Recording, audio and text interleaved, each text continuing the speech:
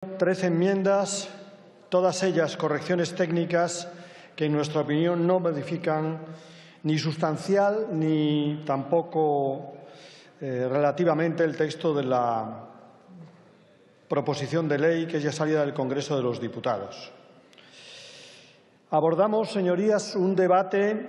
que se ha dicho por parte de otros portavoces es importante, el del Estatuto de la Víctima, pero también contradictorio, porque hay otros actores. Muy importante la víctima, pero hay otros actores en el proceso penal. Para muchos, la ausencia de un Estatuto de la Víctima en nuestro país ha venido compensada con el hecho de la participación del perjudicado por el delito en el procedimiento penal, que es mucho más amplia en España que en nuestro entorno, ya sea como acusador particular, como acusador popular, como actor civil, instituciones que no existen en nuestro entorno judicial. Lo cierto es, aparte de esto, que, parafraseando a Reyes Mate, las víctimas han llegado a este proceso para quedarse y hay que hacerles hueco. Nuestro grupo parlamentario ha defendido una presencia digna de las víctimas en el proceso penal, pero no una presencia omnipresente, equilibrada y equilibradora respecto de los sujetos clásicos del proceso acusatorio, el juez y el acusado, respetuosa con los derechos y garantías del infractor. Y esa presencia efectivamente requiere una regulación complicada, en nuestra opinión, importante en un proceso diseñado en clave de retribución, de ahí la ventaja de la introducción de la mediación penal intrajudicial. La intervención de la víctima en el proceso hasta la sentencia ha de proporcionarle todo el protagonismo que merece el daño y el dolor sufrido, sin duda, pero una vez seguido el juicio justo, dictada la sentencia, que también podrá recurrir aún sin haberse personado antes en el procedimiento, y adquirida firmeza la ejecución, los avatares del cumplimiento deberían seguir siendo potestad exclusiva del Estado, para procurar y asegurar su ejercicio sin perder de vista el fin constitucionalmente reconocido a las penas y medidas privativas de libertad, que no es otro que la reinserción del penado. Tienen derecho las víctimas a ser, en el proceso de ejecución, informadas y protegidas, pero eso no puede hacerse extensivo a reconocerles el derecho a determinar si procede o no un permiso, una progresión de grado o cualquier otra situación jurídica que afecte a la ejecución de la pena, que es potestad del Estado. En nuestra opinión, una intervención excesiva en esta fase puede comprometer el cumplimiento de los fines constitucionalmente reconocidos a las penas y medidas de seguridad privativas de libertad, la resocialización del condenado, que interpelan y vinculan al Estado, a la sociedad y no a los particulares. En ese sentido, las referencias a la justicia restaurativa a propósito de una ley de naturaleza penal que viene a transponer una directiva europea ocupada de la mediación penal, solo podemos verla como positiva. Sin embargo, el proyecto de ley mantiene una visión timorata y restrictiva de la justicia reparativa o restaurativa. El proyecto de ley legaliza los principios de mediación como la voluntariedad, la imparcialidad y especialmente la confidencialidad. Sin embargo, establece requisitos para llevar a cabo la mediación que, en nuestra opinión, son restrictivos. Unos obvios, que no esté prohibida, y otros imprecisos, que no entrañe riesgos para la seguridad de la víctima. Parece que se teme injustificadamente que la mediación cause nuevos perjuicios morales a la víctima, una revictimización, sin reparar en que a veces un exceso de protección puede conducir precisamente a la revictimización que se trata de evitar.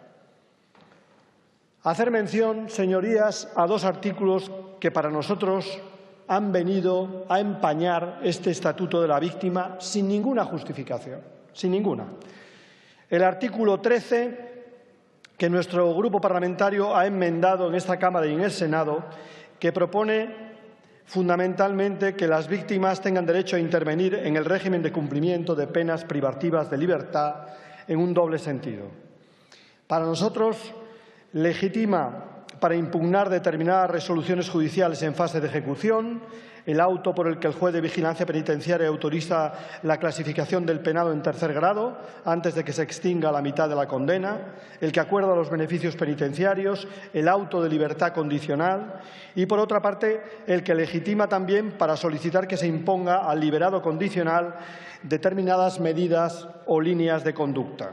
Se trata de un precepto rigurosamente cuestionado por el Consejo de Estado en su informe, que lo califica de cuestionable e invita al prelegislador a plantearse no utilizar esta opción legislativa. Las razones que abonan la supresión del artículo 13 son las siguientes. Primero, que la directiva no obliga a ello. Segundo, que no existe apoyo en las líneas jurisprudenciales de nuestro Tribunal Constitucional ni de los tribunales europeos, sino todo lo contrario. Tercero, que la exposición de motivos tampoco ofrece una justificación a esta medida. Una medida que extiende la legitimación de las víctimas y que contraría lo dispuesto en la Ley Orgánica del Poder Judicial, que la limita al Ministerio Fiscal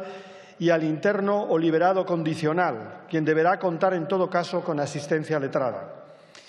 que, en nuestra opinión, limita la observancia del principio de legalidad en fase de ejecución, que es una función asumida por el Ministerio Fiscal